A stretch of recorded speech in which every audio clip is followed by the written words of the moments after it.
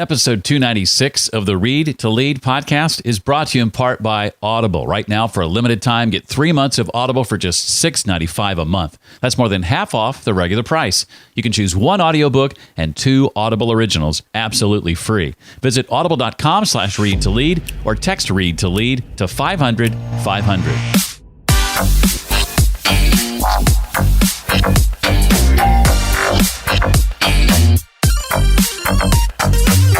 Number one, take debt off of the table. And number two, sit down and come up with a vision and a plan for your life. When you do that, it will make your path clearer and easier. Hi there, and welcome to the Read to Lead podcast. I'm Jeff Brown. Of course, this is the podcast that is dedicated to your personal and professional growth. I attempt each and every week to bring books to you that will help in that regard, not only for you, but for you and the people you care about most. Today is a great example of that. You see, we sit down with a successful and inspiring author each week, and we talk about his or her latest book and their unique insights on a number of different topics. In just a few minutes, we'll be joined by author Anthony ONeal. His brand new book is called Debt-Free Degree, the step-by-step guide to getting your kid through college without student loans. I'll ask Anthony to share about some of the wrong ways to do college, in other words, the way everybody else is doing it, real, honest-to-goodness methods for actually paying cash for college, why it's never too early to talk college with your child, and lots more. And be sure and stick around to learn how you can get the audiobook version of Anthony's brand new book absolutely free. More on that in just a few minutes.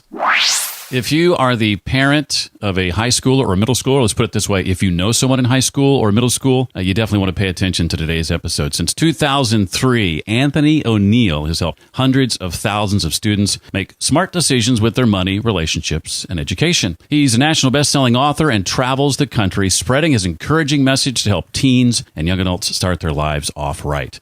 He's got a brand new book out. It's called Debt-Free Degree. That's right.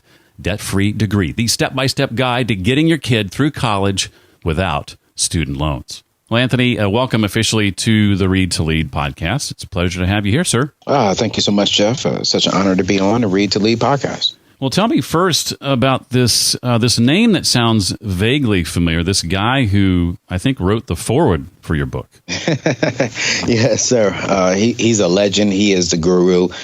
He is Dave Ramsey, my mentor, boss, and dear friend of mine. Seen something in me about 6 years ago. I was a former youth pastor out of Jacksonville, Florida. Just had a heart for young people, helping them make good, solid decisions when it comes to their spiritual walk, their life skills, and financial skills. And he just asked me to come on and join his speakers group team and to help spread his message and to continue spreading my message that God has given me. And so he is the visionary of Ramsey Solutions. And it's just such a huge honor to be a part of his team.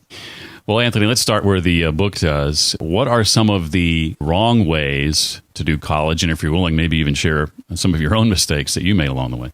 Yeah, inside of my new book, Debt-Free Degree, I pretty much just lay out, hey, here's how you go to college 100% debt-free, not just get into it, but get through it. And some of the wrong ways of doing that, there's just really 3 wrong ways. One is going within student loans, as far as when you're borrowing student loans. 2, not having a vision and a plan for your future, and 3, and not having a specific budget. And so those 3 I clearly did not have. When I went off to school, I took out student loans when I didn't even need them, Jeff, because my father had the GI Bill and I had a partial scholarship for the National Forensics League. I was a debater.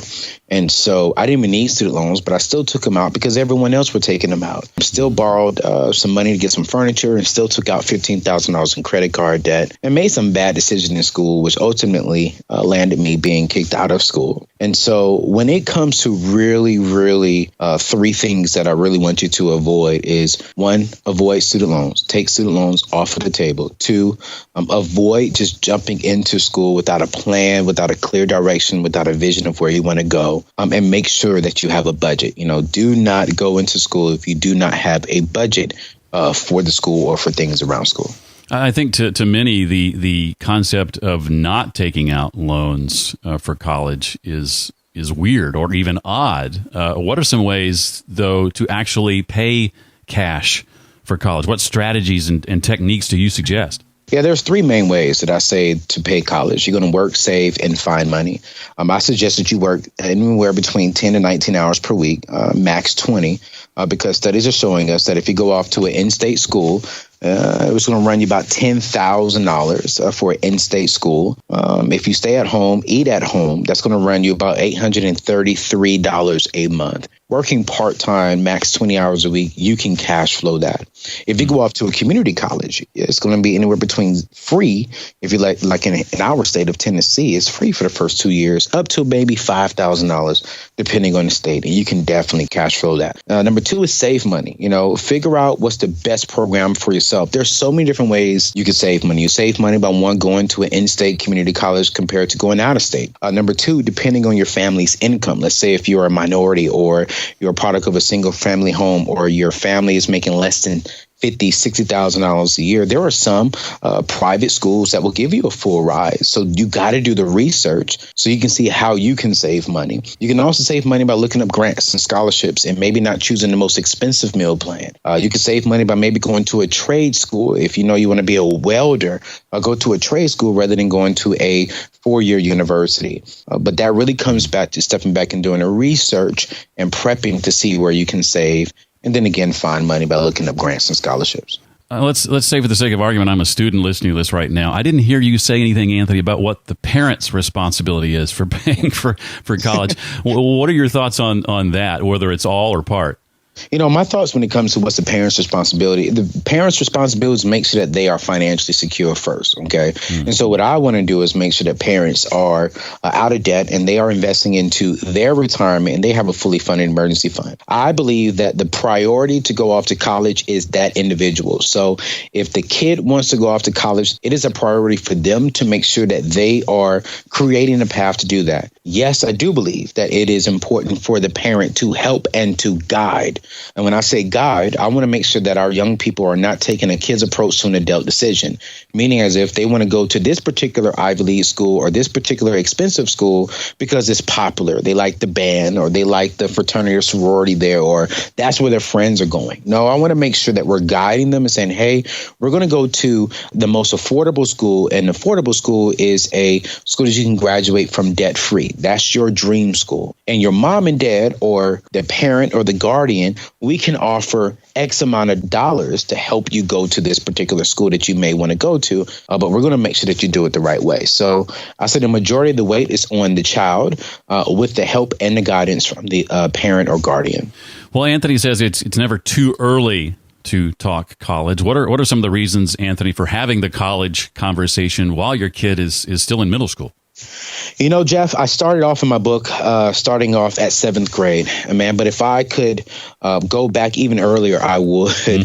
One of my dear friends, she has an elementary school here in Nashville, Tennessee, and she takes her 5th graders on a college tour. And I asked her one day when I went to the school to speak to the students, and I said, why are you doing this? Like, they're young. She said, because it's about making an impression on their minds. So if they go off to this college now, and I start telling them, hey, you can go to college and you can go to college debt free.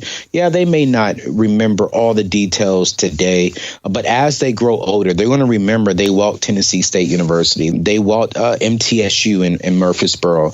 They remember hearing stuff about budgeting. They remember hearing stuff about no debt. And so the earlier we can have that conversation, it's important because those are the years that our young people are impressionable. And so they'll start asking more clarifying questions. Well, Mom, how do we pay for college? I remember something about you saying no debt. What is debt? What is a credit card? What is a debit card? What is budgeting? I see you in dad budgeting. I see you in mom budgeting. Or I do not see you all budgeting. And so, what can I do to make sure that I'm making the best decisions for my life? But, I really want them to start as early as possible. I have nephews who are 4, 3, 2 years old, and we're already having a conversation about give money, save money, and spend money. And what is money, how to really understand money, and why we save and why we give and why we spend. So you can never start too early, Jeff. I love saving money. Who doesn't? I also like to save time, and I have found recently that the Audible app that I've used for several years is helping me to do both. With my subscription, I get to select a new book each and every month, and I have begun the practice of having the author or whoever recorded the book read it to me and listen to it as I actually follow along in a physical copy of the book. I'll generally set the speed at 1.5 or 2 times normal speed, and I get through books much more quickly that way, and I find that I absorb so much more of the book as well.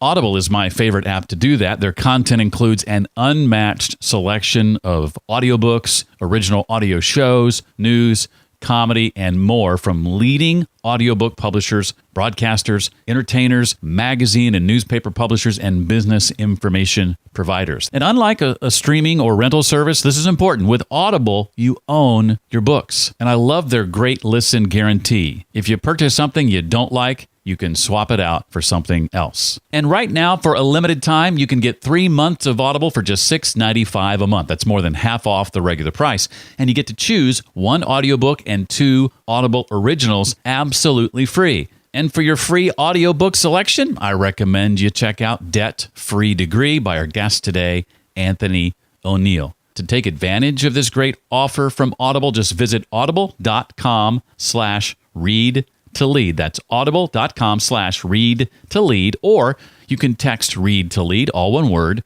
to 500-500. I remember being in the 8th grade, sitting in an auditorium with a bunch of other 8th graders at the time, and being told that we now have to begin picking the classes that we're going to take our freshman year. And this was a first. Up until that point, all the classes are chosen for us, and we're starting to decide what that's going to look like. And I remember sitting in that auditorium and thinking, well, I don't know. I haven't talked to anybody about this. My parents haven't talked about this. My teachers haven't talked to me about this. I haven't talked to a guidance counselor. I was just kind of like, well, I'll just pick the classes I like, I guess. Talk about the importance of the freshman year for both academics and beyond. Oh, man, freshman year is probably the most crucial year in a high school student's journey. Technically, the freshman, sophomore, and junior years will be the deciding factor of where you're going to school, because by the time you get into your senior year, you're starting that direction. Freshman year sets the foundation for the next 2 years, and especially the next 3 years, but especially the next 2 years.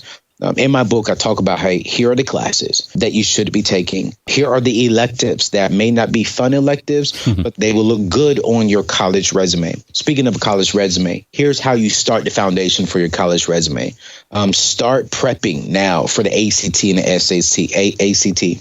Start taking the practice exam. See where your strengths are as early as you possibly can, so you can start getting a tutor, because the difference between 2 points in the ACT can be the difference between a partial scholarship and a full ride scholarship. And so I'm very, very strong in my book on, hey, here's what you need to do semester 1. Pick the right classes. Now, how do you pick the right classes? And Jeff, and this really comes back to identifying, okay, hey, if you know you want to be a school teacher, there are certain classes that you need to be taking in high school for this particular program you want to go into college. And so let's identify some of those things. But then also I'll talk about, you need to step up and be a leader in something at school. Maybe you're the basketball captain.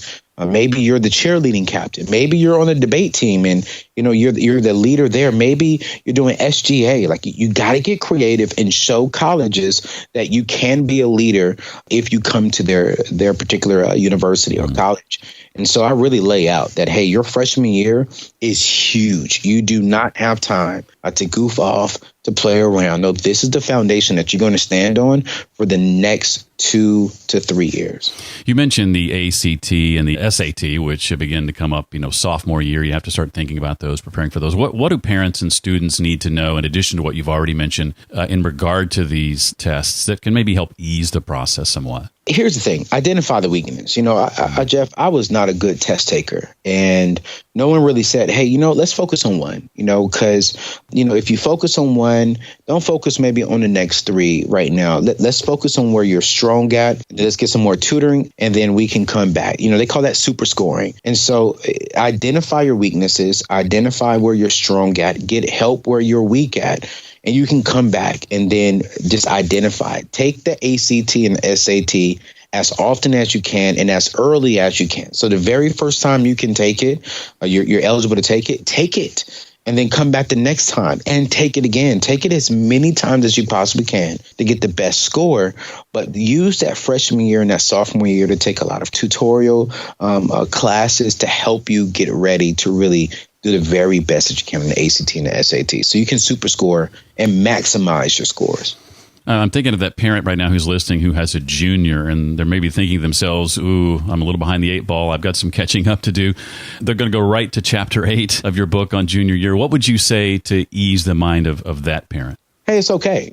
Don't skip to chapter 8 if you're in my book. Go read the book. It's okay. It doesn't matter if you graduate high school next year and you go off to a 4-year university. Listen, the first 2 years for any and everyone will be the exact same if you go off to community college. The key thing is I want you to continue to take debt off of the table. Do not rush the process. If you want to graduate debt-free, have some money in your savings account, and actually have the opportunity to go into your career field, don't stress. There's nothing wrong with starting off at a community college, get your prereqs out of the way. But these next 3 to 4 years, your junior year, senior year, and then your freshman and sophomore year in college are going to be crucial years. So if your dream is to transfer to, Duke, for an example, or to go to TSU here or wherever you may want to go, it is still possible, but you're going to have to put in the work.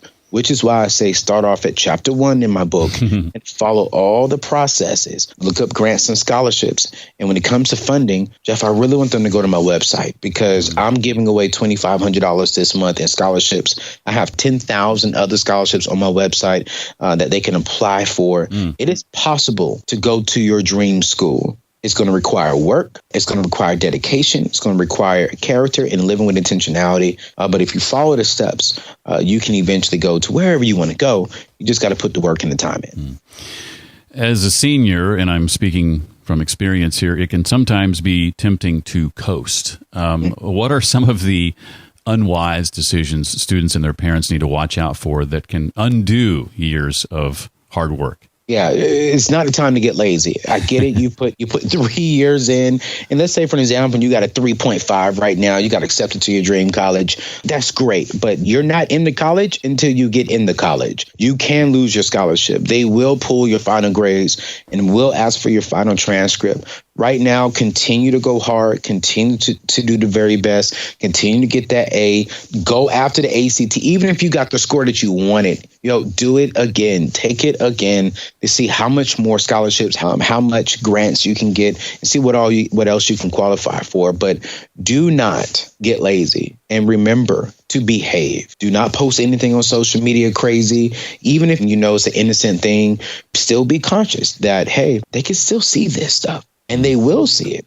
I know a young lady who her senior year, she posted a red cup and she had lemonade inside the red cup, but it was at a particular party and she received a scholarship from a spiritual organization, and this spiritual organization does not condone drinking. And so when they reviewed her social media before she went up to college, she lost the scholarship because she uploaded something that the perception of she was drinking illegally. And so she lost that scholarship. So do not get lazy, continue to behave, and continue to live with intentionality. Great advice. I've got a couple of questions for you, Anthony, in the time we have left, not directly related to the book. Is there anything else from the book you want to make sure we walk away with? No, not at all. I mean, we've covered the 3 main things when it comes to work, save, and behave. There's just 2 mental things that I always say. Number 1, take debt off of the table. And number 2, sit down and come up with a vision and a plan for your life. When you do that, it will make your path clearer and easier, but you still have to put in the work and the dedication. I'm going to go out on a limb and assume that you're probably a pretty avid reader yourself. Yes. Think about the books you've read over the last few years or the course of your career, if you like, and what would you say, Anthony, or 2 or 3 titles that come to mind as having had a big impact on you? Man, probably for me, How to Win Friends and Influence People by Dale Carnegie. In this generation, I believe that knowledge and friendship, associations, relationships is more important than a lot of money, because I've seen doors open that money could not buy. I've seen friendships and relationships do things for me that money could have done. But because I didn't have the money, I had the right people, I had the right relationships that were able to make it happen for me. And so we all have different characters. We all have different personalities. And still to today, I'm learning how to deal with even my own team members with their personalities, their characters, and how do I win them over without being negative or doing the wrong things or saying the wrong things or offending someone. So How to Win Friends and Influence People by Dale Carnegie was a huge transformation for myself. And then also Dave's book, my mentor's book, changed my life almost 11 years ago, The Total Money Makeover. And that just set the foundation for my financial walk and my financial path and really understanding how to be a good steward of my money, and that building wealth is possible for myself. You know, I'm a minority, an African-American young man, and I'm not used to seeing money around me when I grew up. I wasn't used to seeing business owners and millionaires or even six-figure individuals around me. And so I just thought, hey, as long as I just go out there and get a good job with a decent 401k and maintain a good credit score, then I'm going to be successful. But after reading Total Money Makeover and seeing how the same God that made Dave made me and took him from bankruptcy to now a multimillionaire, it really changed my perspective on life and showed me that I can be a multimillionaire as well. I can leave a legacy and inheritance to my children's children. And so those were two books that have really transformed my life. But I read at least two books every single month to really just grow, because I believe that knowledge is stronger than money. I can have knowledge, I will have money, but I can have money and not knowledge, and I want both of them. Wow. I was just reading in Wall Street Journal the other day. I didn't realize Total Money Makeover has been out for that long, for over a decade. It is consistently ranked the number one business book in the Wall Street Journal after all this time. It's amazing. Well, you've obviously got a lot of speaking experience, both now with Ramsey Solutions, but also in your career as a pastor. What would you say are some tips you'd be willing to pass along, Anthony, for delivering an impactful and memorable public talk? You know, when it comes to delivering an impactful public talk or even a sermon, one thing for me is I allow room for freedom on the stage. Do not be so strict on yourself. Just step back. Make sure you have the meat of the message, but leave room to where you can feel the audience, feel the spirit of the room, and just flow with that. But before that, I always got to say this: prep. One of the things that I tell young communicators right now is do the preparation, do the work beforehand, do the research beforehand. Make sure that you know your stuff. And for communicators, we have to be reading every single day. My mentor, Dave, sent me an article this week, and it showed how even President Barack Obama read 1 hour every single day. It showed that Warren Buffett reads 80% of his workday. And so if you're always building your mind and building your brain, you're always going to have something to talk about. And so you're always prepping, you're always growing. So for communicators, continue to grow, continue to learn, never stop growing and never stop learning. And when you hit that stage, just make sure that you're prepped. Make sure that you have a little bit of breathing room to where you can, just vibe with the audience, and you'll be good from there. Other than the promotion of this book, what's next for you and your team that's got you excited? Man, right now we have a new podcast series out right now that is just really catching a lot of noise around the country, already over 1 million downloads. And it's called The Borrowed Future, and season 1 came out right now. I was ranked one of the top podcasts of 2019. We found out this morning. And so our team is working on a series 2 of that to where we're really just addressing and going after the student loan crisis. So I'm real excited about what we're doing with that podcast and where we're taking it and the things that's coming in 2020 in the first quarter. So I'm really excited about that. They can listen to that on Apple, Spotify, you name it. You can go there and listen to all 8 series of them. Awesome. And the book, again, is called Debt-Free Degree, the step-by-step guide to getting your kid through college without student loans. His name is Anthony ONeal. Anthony, well, thank you so much for being a part of the podcast. Appreciate you being here and sharing with us what you've learned about being debt-free. Well, thank you so much, Jeff, for having me on. Man, I'm a huge fan of your podcast. I believe the only way to lead is by reading. We cannot be good leaders if we're not reading, if we're not continuing to build our minds. So again, thank you for allowing me to be on this podcast. And thank you for supporting, not just my message, but the Ramsey Solutions message, because we believe leaders should be debt-free so they can impact more people. So again, thank you so much. Remember, you can score a free copy of Anthony's book, Debt-Free Degree, with Audible. Right now, for a limited time, get 3 months of Audible for just $6.95 a month. That's more than half off the regular price. and choose one audiobook. I recommend Anthony's, and 2 Audible originals absolutely free. Visit audible.com/read to lead or text read to lead, all one word, to 500-500. For a complete list of links and resources we talked about today, including a physical copy of Anthony's book and the books he recommended, you can visit the show notes page for today's episode. That's at readtoleadpodcast.com/296 for episode 296. If you have questions, comments, suggestions, or feedback for the Read to Lead podcast, I encourage you to reach out to me directly. I love hearing from listeners of the show. My email address is jeff@readtoleadpodcast.com. Well, that should do it for this week. I look forward to seeing you next time for the next episode of the Read to Lead podcast. You will be here, won't you? Until then, remember, leaders read and readers lead.